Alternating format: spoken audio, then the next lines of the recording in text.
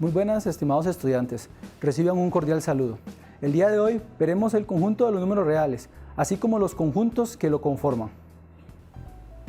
El conjunto de los números reales son todos los números que utilizamos en la vida cotidiana, en las ciencias y en los negocios. Desde épocas muy antiguas, los seres humanos hemos ido contando y revisando problemas de división. Estos son los números reales. Ahora bien, los números reales están conformados por una serie de subconjuntos, los cuales pasaremos a ver a continuación. El primer conjunto es el conjunto de los números naturales. Pero, ¿quién es el conjunto de los números naturales? Los números naturales son todos los números que nos sirven para contar. Por ejemplo, el 1, el 2, el 3, el 4, etc. hasta infinito. Como podemos ver acá, está conformado por la notación de conjunto, que se inicia con llaves y se cierra con llaves. Una forma de representación, usando los diagramas de Venn, sería esta que tenemos acá, ¿verdad? Donde dentro de esta burbuja o de esta figura, tenemos todos los números. Vemos el 1, el 3, el 11, el 9. Son todos los números que me permiten contar. Otro subconjunto dentro de los conjuntos de los números reales que tenemos es los conjuntos de los números enteros. ¿Quiénes son los números enteros? Los números enteros se define por esta Z, que es una Z como con una doble línea en el centro, y está conformado tanto por los números naturales como por sus opuestos o los negativos. También se incluye el 0. En notación de conjunto lo tenemos de esta manera: menos 3, menos 2, menos 1, 0, 1, 2, 3. Tanto hacia la izquierda como hacia la derecha son los números tanto negativos como positivos.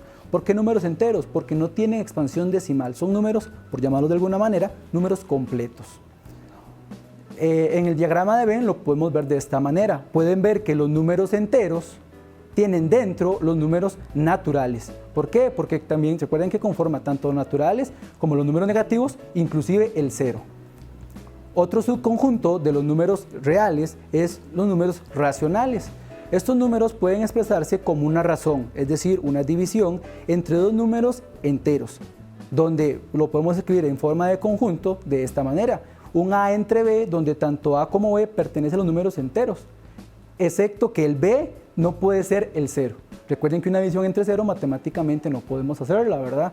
Ahora, el conjunto de números racionales en su forma de diagrama de Venn lo tenemos de esta manera. Vemos que acá tenemos todo lo que son las fracciones, números con expansión decimal, y dentro de los racionales tenemos los enteros y dentro tenemos los naturales.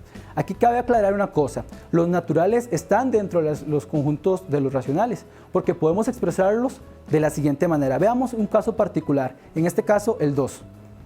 El 2, como podemos ver acá abajo, lo puedo escribir como 4 entre 2, que ya está por esa función que tiene, está de la forma de los números racionales, una razón. Pero si simplificamos esa expresión, lo podemos escribir como 2 entre 1, pero 2 entre 1 todos sabemos que es el 2. Por eso los números naturales también están dentro de los números racionales. Veamos este otro ejemplo. En este caso, menos 12 entre 3. A la hora de simplificar esta expresión, yo lo puedo ver como menos 4 entre 1 o bien menos 4. Como vemos, menos 4 forma parte de los conjuntos de los números enteros. Sin embargo, lo puedo escribir de la forma que les comenté anteriormente de los números racionales, que sería un A entre un B, donde A y B forman parte de los números enteros. En este caso, la fracción es menos 12, que es un número entero, y 3, que es un número entero. Por eso, los racionales incluyen tanto los enteros como los naturales. Otro conjunto que está conformado de los números reales son los números irracionales. A diferencia de los otros, él no está dentro ni de los naturales, ni de los enteros, ni de los racionales.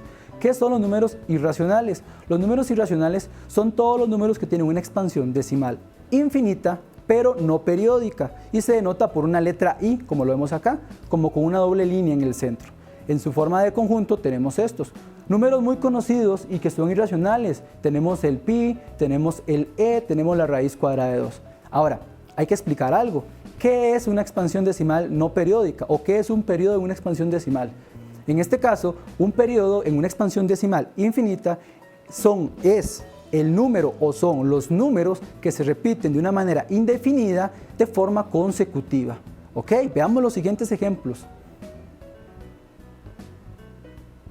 En este caso, 1/3. Vemos que este es un número racional, ¿verdad? Porque tenemos tanto el 1 como el 3 que forman parte de los números enteros. Ahora, vemos que una aproximación, y digo aproximación porque en este caso este número tiene una expansión decimal infinita, es 0,33333, etc. La cantidad de 3 que llegan al infinito. Vemos que en este caso tengo un número, solamente un dígito, en este caso el 3, que se repite de manera consecutiva indefinidamente. Por lo tanto, yo lo puedo escribir como 0,3 con una línea encima del 3. Esto es lo que me indica que es periódico. Porque al tener este periodo, quiere decir que es un número racional. Ahora veamos un caso, un ejemplo que sea un número irracional.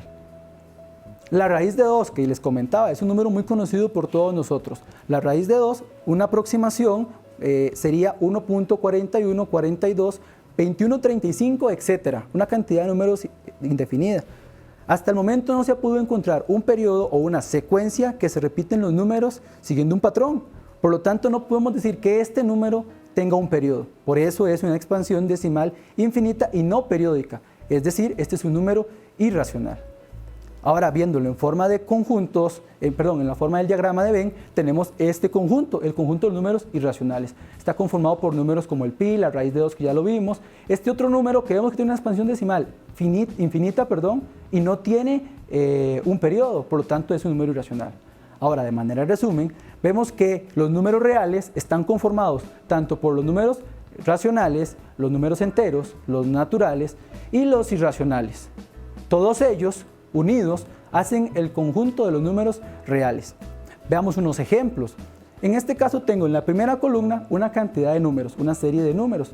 Vamos a analizar las características de estos números y vamos a ir identificando si forman parte de los conjuntos de los números naturales, de los enteros, de los racionales, de los irracionales y finalmente si son parte del conjunto de los números reales.